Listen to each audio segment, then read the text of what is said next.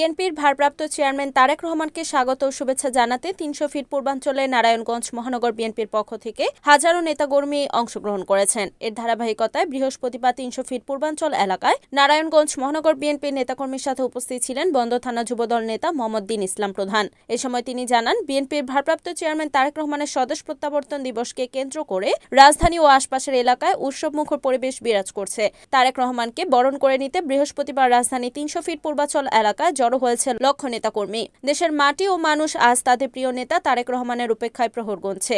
দীর্ঘ প্রতীক্ষার অবসান ঘটিয়ে তারেক রহমানের এই প্রত্যাবর্তন বাংলাদেশের রাজনীতিতে নতুন উদ্দীপনা সৃষ্টি হয়েছে। সর্বপ্রথম আমি আমার দেশের সংগ্রামী সাথী বন্ধুগণ এবং আমার প্রাণপ্রিয় নেতাকর্মী এবং আপামর জনতার সকল ভাই বোনদেরকে আমি ধন্যবাদ জানাচ্ছি।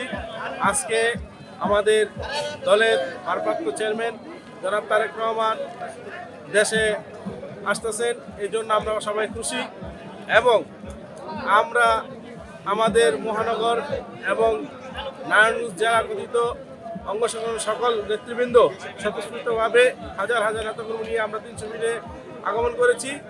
আমাদের একটাই লক্ষ্য, দেশনায়ক তারেক রহমান আসবে, ওনাকে শুভেচ্ছা জানাবো এবং তার আগমনকে ঘিরে আমরা সবাই খুশি এবং দীর্ঘ ১৭ বছর পর ওনার এই দেশে প্রত্যাবর্তন সকল নেতাকর্মী সকলেই সন্তুষ্ট হয়ে আছে ওনাকে দেখার জন্য এবং আপামর জনতা এবং দেশবাসী মুখর হয়ে আছে ওনাকে শুভেচ্ছা জানানোর জন্য। ওনার জন্য দেশের প্রতিটা মানুষ, প্রতিটা নাগরিক একবারে ক্লান্ত সময়ে অপেক্ষা করছে যে কখন আমাদের দেশনায়ক তারেক রহমান আমাদের দেশে এসে সবার আশা আকাঙ্ক্ষা পূরণ করবে এবং দেশের মাটি ও মানুষের যে অধিকারকে উনি আদায়ের লক্ষ্যে কাজ করবে। এই জন্য সবাই উন্মুক্ত হয়ে আছে। আমরা